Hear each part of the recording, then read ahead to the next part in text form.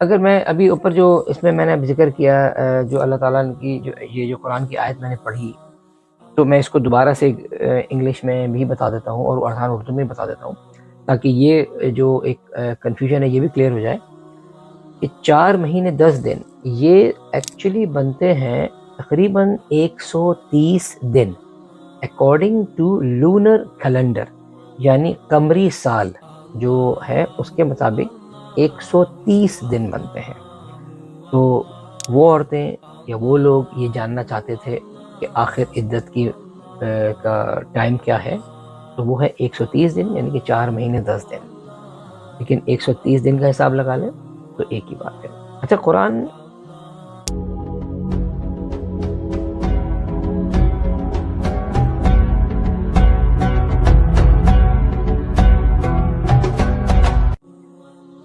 نے بتایا کہ کتنا ٹائم غم کا ہے، اور حدیث سے بھی حوالہ لیتے۔ اچھا، ابھی قرآن نے تو پر بتا دیا کہ ہمارا یہ جو ہے عدت کا ٹائم کیا ہوگا، اب اس میں حدیث کا حوالہ بھی لے لیتے ہیں تاکہ کسی بھی قسم کی کوئی ہمارے اندر کنفیوژن یا ذہن میں کنفیوژن نہ رہے۔ اچھا، ابھی میں نے بتایا کہ ہم دیکھتے ہیں کہ اب عورت کی جو عدت ہے وہ اس کی کنڈیشن کے حوالے سے اس میں کیا احکامات ہیں دین میں۔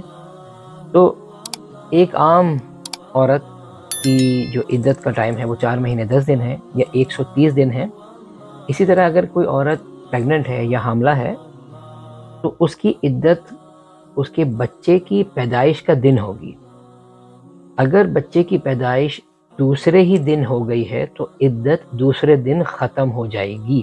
سبحان اللہ، سمجھ میں آ گئی آپ کو بات کہ اگر عورت پریگننٹ تھی اور شوہر کا انتقال ہو گیا اور بالکل اگلے دن اگر بچہ پیدا ہو جاتا ہے تو وہ عدت وہی ختم ہو جائے گی، اس کے لیے 4 مہینے 10 دن کا معاملہ نہیں رہے گا۔ ہمارے دین میں بہت آسانیاں ہیں اگر ہم اس کو سمجھیں۔ اچھا، اب وہ عورت جس کا نکاح ہو گیا تھا، رخصتی نہیں ہوئی تھی یا وداعی نہیں ہوئی تھی، اس کے لیے عدت کا کیا معاملہ ہے؟ اس کے لیے بھی عدت کا ایگزیکٹلی سیم وہی معاملہ ہے، 4 مہینے 10 دن، اور وہ اپنی عدت پوری کرے گی۔ لیکن عام طور پر لوگوں کا کانسیپٹ بہت غلط ہے کہ کیونکہ رخصتی نہیں ہوئی تھی اور ازدواجی زندگی قائم نہیں ہوئی تھی تو اس پر کوئی عدت نہیں ہے، جبکہ اس پر بھی پوری کی پوری وہی عدت کا لا لگے گا جو کہ ایک عام عورت کے لیے ہے۔ اب دیکھتے ہیں کہ گھر سے باہر جانے کا کیا معاملہ ہے بیوہ عورت کے لیے، اس پہ بھی نظر ڈال لیتے ہیں۔ عورت اسی گھر میں اپنی عدت اور سوگ منائے گی جس گھر میں شوہر کا انتقال ہوا، سوائے اس بات کے کہ وہ کرائے کے گھر میں رہتی تھی اور مالک مکان اس کو اس گھر سے نکالنا چاہتا ہے، سوائے اس کے۔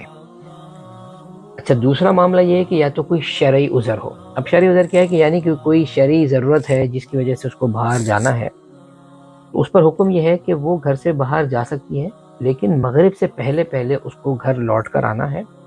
اور اگر معاملہ بچوں کو بھی پالنے کا ہے تو وہ جاب بھی کر سکتی ہے، لیکن اس پر بھی معاملہ یہ ہوگا کہ وہ جو عدت کا معاملہ ہے، پردے کا اہتمام کرنا ہے اور زیادہ بات چیت نہیں کرنی ہے اور مغرب سے پہلے گھر آ جانا ہے، وہ لا وہیں کا وہیں رہے گا اس کے ساتھ۔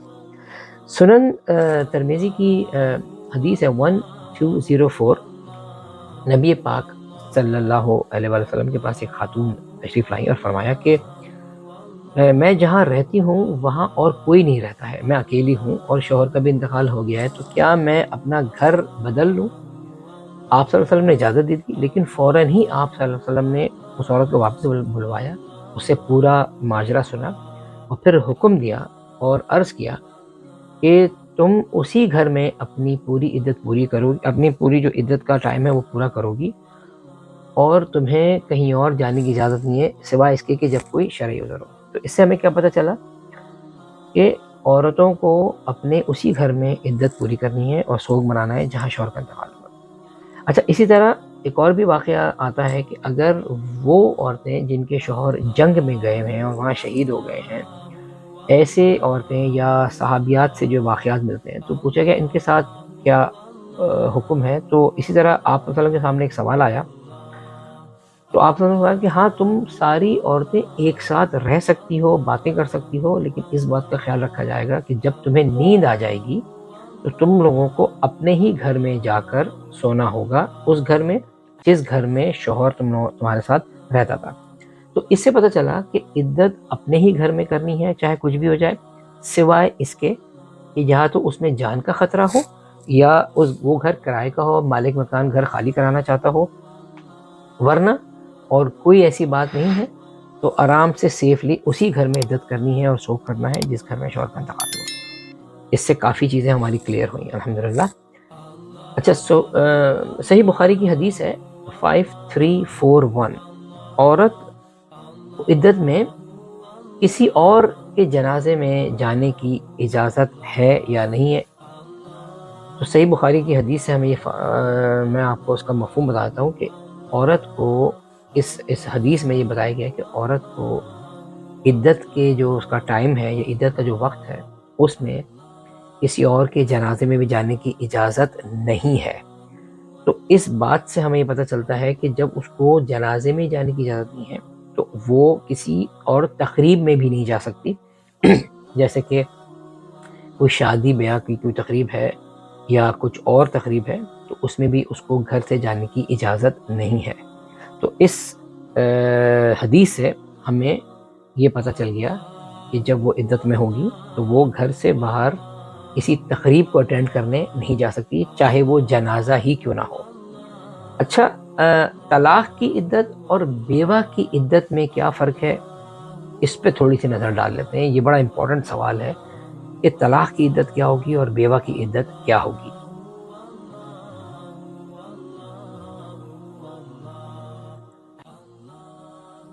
طلاق کی عدت اور بیوہ کی عدت میں کیا فرق ہے؟ شرعی اعتبار سے معاملات کافی ڈیفرنٹ ہیں، لیکن اگر ٹائم اور دن دیکھے جائیں یا ٹائم فریم کی بات ہو تو طلاق کی عدت 3 مہینے ہوتی ہے اور بیوہ کی عدت 4 مہینے ہوتی ہے، اس میں دنوں کا فرق ہے۔ تو طلاق کی عدت 3 مہینے ہوتی ہے اور بیوہ کی عدت 4 مہینے 10 دن۔ تو یہ ایک امپورٹنٹ چیز آپ کو بتانا ضروری تھی جو میں نے آپ کے سامنے رکھ دی۔ اب دیکھتے ہیں کہ بچوں کی دیکھ بھال کون کرے گا اگر بیوہ دوبارہ نکاح کر لے تو۔ سنن ابو داؤد کی حدیث نمبر 2276، نبی کریم صلی اللہ علیہ وآلہ وسلم کی کافی واضح روایت موجود ہے کہ بچوں کی کفالت ماں کی ذمہ داری ہے، لیکن اگر وہ دوسرا نکاح کر لیتی ہے تو بچوں کی ذمہ داری ددیال یعنی شوہر کے ماں باپ کے اوپر چلی جائے گی۔ یہ دین ہمیں سکھا رہا ہے، ٹھیک ہے، میں اپنی طرف سے کوئی بات نہیں کر رہا، یہ ہمیں دین سکھا رہا ہے، ہمیں شریعت سکھا رہی ہے، یہ اللہ کا حکم ہے۔ پہلے تو ماں کی ذمہ داری ہے، لیکن اگر وہ نکاح کر لیتی ہے تو ددیال یعنی کہ شوہر کے ماں باپ پر چلی جائے گی۔ سبحان اللہ، سبحان اللہ۔ اب دیکھتے ہیں کہ بیوہ کی وراثت کا کیا معاملہ ہو۔ شوہر کی جو مال و دولت میں بیوہ کو اور اس کے بچوں کو بھی حصہ ملے گا، اس بات سے کوئی شک نہیں ہے۔ اچھا، اگر بیوہ کی کوئی اولاد نہیں تھی اور شوہر کی جائیداد میں سے اس کو 1/4 یعنی کہ 25% حصہ ملے گا، لیکن اگر وہ بیوہ جس کی اولاد تھی تو پھر اس بیوہ کو 1/8 حصہ ملے گا۔ اگر شوہر نے ایک سے زیادہ بیواؤں کو اپنے پیچھے چھوڑا ہے تو اور اگر بے اولادگی میں چھوڑا ہے تو ان کو وہی 25% کا آدھا ملے گا، یعنی کہ 12.5%، اور اگر اولاد ہوگی تو 1/8 حصہ کا بھی آدھا ہو جائے گا۔ اسی طرح سے اگر بیوہ جس کی رخصتی نہیں ہوئی تھی اور شوہر کا انتقال ہو گیا اس کو بھی 25% ملے گا، یعنی کہ 1/4 جو حصہ ہوتا ہے وہ ملے گا۔ وہ بیوہ جس کو طلاق دے دی تھی شوہر نے لیکن رجوع کے پیریڈ میں تھے یا معاملہ رجوع کے پیریڈ میں تھا اور طلاق مطلب ایک ہی طلاق ہوئی تھی اور بے اولادگی میں وہی 25% مطلب 1/4 چوتھا حصہ، اور اولادگی ہے اور اولاد ہے تو 1/8واں حصہ ملے گا۔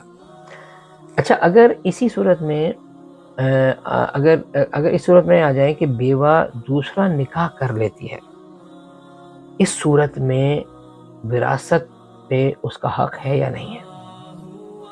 اگر بیوہ عورت دوسرا نکاح کر لیتی ہے جو اس کا شرعی حق ہے، دین نے اس کو حق دیا ہے، تو پہلے شوہر سے بھی اس کو وراثت ویسے ہی ملے گی جیسے میں نے اوپر بتائی، اس میں کوئی کمی بیشی نہیں ہوگی۔ یہ ہم لوگوں کے ہاں بہت برا کنسیپٹ ہے کہ اگر تم شادی کر لو گی تو تمہارا ختم، جائیداد میں حصہ ختم، گنہ گار ہو تم۔ سبحان اللہ۔ اچھا، یہ مس کنسیپٹ جو بیوہ یعنی کہ بیواؤں کے متعلق کچھ ایسی باتیں یا مس کنسیپشنس ہیں اور ہمارے معاشرے کا حصہ بن گئے ہیں، اور ہماری شریعت میں ایسی کوئی چیز نہیں ہے، تو آئیے میں ان پر ایک نظر کوئکلی ڈال دیتا ہوں۔ ایک تو یہ کہ بیوہ سفید کپڑے ہی پہنے گی، یہ بات بہت عام ہے۔ بیوہ کالے کپڑے ہی پہنے گی، یہ بات بھی بہت عام ہے۔ تب بیوہ غیر محرم لوگوں سے یعنی کہ مردوں سے بات نہیں کرے گی۔ لیکن مجھے یہ بتائیے کہ اگر کوئی شرعی عذر ہے، کو باہر جانا ہے، یا بچوں کے اسکول کا معاملہ ہے، ٹیچر سے میٹنگ کرنی ہے، یا بچوں کو پالنے کے لیے اس نے جاب کرنی ہے، تو اس میں بھی تو ایسا معاملہ ہوگا نا۔ تو ایسا کوئی کانسیپٹ نہیں ہے۔ اب چھوٹے چھوٹے دیہاتوں میں تو میں نے یہ بھی سنا ہے کہ بیوہ عورتوں سے ان کی چپلیں بھی چھین لیتے ہیں۔ سبحان اللہ، سبحان اللہ۔ بلکہ یہ بھی دیکھا گیا ہے کہ جو 14ویں کی رات ہوتی ہے اس میں آسمان کے نیچے بیوہ عورت کا جانا منع ہے، روزانہ غسل کرنا بیوہ عورت کے لیے منع ہے۔ عدت کے بعد جو ہے وہ جب عدت ختم ہو گئی اس کی بات کر رہا ہوں، سجنا اور سنورنا لازمی ہے، اور اسپیشلی اس دن جس دن عدت ختم ہو رہی ہو، اور اس دن باقاعدہ اس دن کو منایا جاتا ہے۔ گھر والے اس کے لیے پارٹی ارینج کرتے ہیں، اس کے لیے نئے کپڑے لائے جاتے ہیں، اس کو نہلایا جاتا ہے، اس کو کپڑے پہنائے جاتے ہیں، مطلب ایک پارٹی ہوتی ہے۔ اِنَّ لِلَّهِ وَإِنَّا إِلَيْهِ رَاجِعُونَ۔ سبحان اللہ۔ یہ سب غلط باتیں ہیں، اس کا دین سے کوئی تعلق نہیں ہے، ان سے بچیں۔ بیوہ کو حقارت سے دیکھا جاتا ہے، اس کو دوسری شادی کرنے کا حق نہیں دیا جاتا، اور یہاں تک کہ اس کو جنازے کو دیکھنا یا چھونے سے بھی منع فرمایا جاتا ہے۔ سبحان اللہ۔ اب ہم نے کم و بیش کافی ساری چیزوں کو بیوہ میں اور اس کے مسائل میں کور کر لیا۔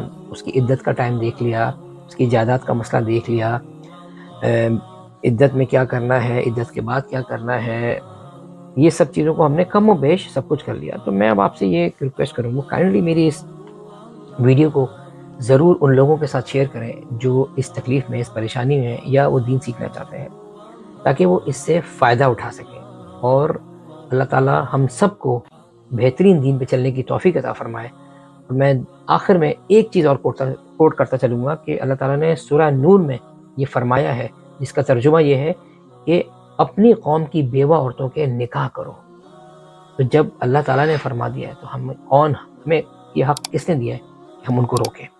پلیز میرے چینل کو سبسکرائب کریں، لائک کریں، شیئر کریں، مجھے انسٹاگرام اور ٹک ٹاک پر ضرور فالو کریں، اور اللہ تعالیٰ سے میں دعا کرتا ہوں انشاءاللہ میں اپنی ویڈیوز آپ کے سامنے اور لے کر آؤں گا۔ مجھے پلیز اپنے کامنٹس میں بتائیں کہ میں کس اور ٹاپک پر آپ سے بات کر سکتا ہوں۔